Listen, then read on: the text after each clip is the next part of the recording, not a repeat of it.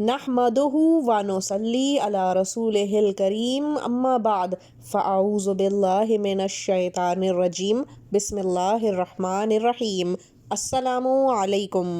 شروع کرتے ہیں اللہ تعالیٰ کے پاک اور بابرکت نام سے جو سارے جہانوں کا مالک ہے، اور لاکھوں کروڑوں درود و سلام اس ہستی پر جس کے لیے یہ ساری کائنات بنائی گئی اور جو اللہ تعالیٰ کے محبوب ہیں۔ اللہم صلی علی محمد وعلی آل محمد کما صلیت علی ابراہیم وعلی آل ابراہیم انک حمید مجید۔ اللہم بارک علی محمد وعلی آل محمد کما بارکت علی ابراہیم وعلی آل ابراہیم انک حمید مجید۔ معزز سامعین گرامی، آج کا وظیفہ جو آپ کے لیے ہم لے کر حاضر ہوئے ہیں، یہ صرف وظیفہ نہیں ہے، اور اس کے کرنے سے آپ کو صرف دنیاوی فائدہ ہی حاصل نہیں ہوگا، بلکہ دنیا کی جتنی بھی آپ کی خواہشات ہوں گی، بڑے سے بڑا مقصد جو ہوگا وہ بھی پورا ہوگا، سب کچھ آپ کو ملے گا،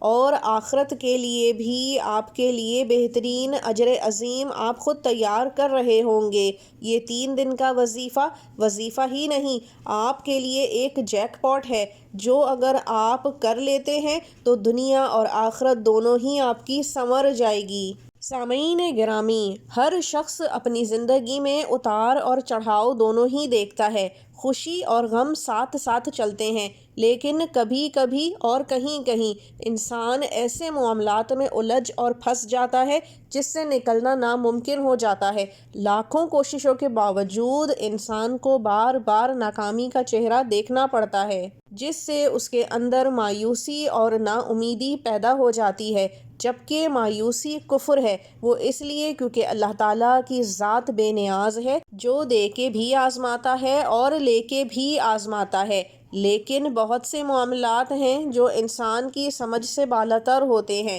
ایک بات ہمیشہ یاد رکھیے کہ اللہ تعالیٰ سے کبھی امید نہ چھوڑیں اور دنیا والوں سے امید کبھی نہ باندھیں۔ انسان جب اس ایک فارمولے پر عمل کرنے لگتا ہے، اس کی زندگی آدھے سے زیادہ نکھر اور سنور جاتی ہے، کیونکہ وہ اپنی ساری پریشانیاں اس رازدار کو بتاتا ہے جس کے سامنے وہ نماز میں سجدہ کرتا ہے، وہ ذات جو اس کا مذاق نہیں بناتی، جو اس کی کسی بھی کمی، خامی، محرومی کو اس کے خلاف استعمال نہیں کرتی، اور صحیح وقت آنے پر بے شمار نوازتی بھی ہے، جبکہ دنیا میں ہر کوئی فائدہ اٹھانے والا، مذاق بنانے والا، دھوکہ دینے والا اور آپ کے عیبوں کو اچھالنے والا ہی ملے گا۔ آج کا یہ خاص وظیفہ ہم آپ کو سورہ رحمان کا دے رہے ہیں، لیکن سورہ رحمان کی صرف ایک آیت فَبِأَيِّ آلَاءِ رَبِّكُمَا تُكَذِّبَانِ، یہ وہ آیت ہے جو ہماری زندگیوں کا کل نچوڑ ہے۔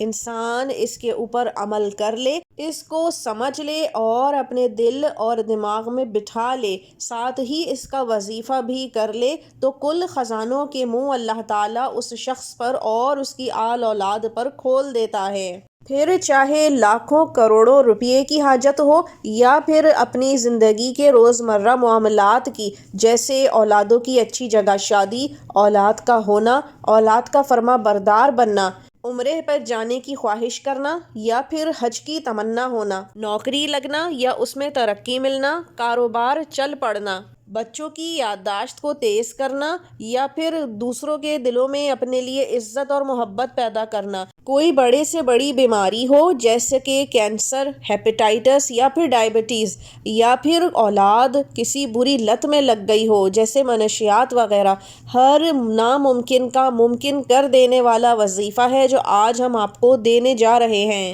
اللہ پاک نے سورہ رحمان کو دلہن کی طرح سجایا اور سنوارا ہے، اسی لیے سورہ رحمان کو قرآن کی دلہن کہا جاتا ہے، یعنی عروس القرآن۔ اور اسی طرح اس حسین و جمیل اور خوبصورت دلہن کے پاس جو سب سے بیش قیمت نگینہ ہے، وہ ایک یہ آیت ہے فَبِأَيِّ آلَاءِ رَبِّكُمَا تُكَذِّبَانِ، جو اس دلہن کی خوبصورتی کو 4 چاند لگا دیتی ہے۔ اسی لیے آپ بھی اس آیت کا وظیفہ کیجئے تاکہ آپ کی دنیا و آخرت بھی سنورے، ساتھ ہی دوسروں کو بھی یہ ویڈیو شیئر کیجئے تاکہ سب کے لیے آسانیاں خوشیاں پیدا ہوں اور حاجات بھی پوری ہوں اور آخرت بھی سنور جائے۔ کرنا آپ نے یہ ہے کہ یہ 3 دن کا وظیفہ ہے۔ عصر کی نماز کے بعد آپ نے اس وظیفے کو کرنا ہے، قبلہ رخ ہو کے بیٹھ جانا ہے اور پھر اول و آخر 11 مرتبہ درود ابراہیمی کو پڑھ لینا ہے۔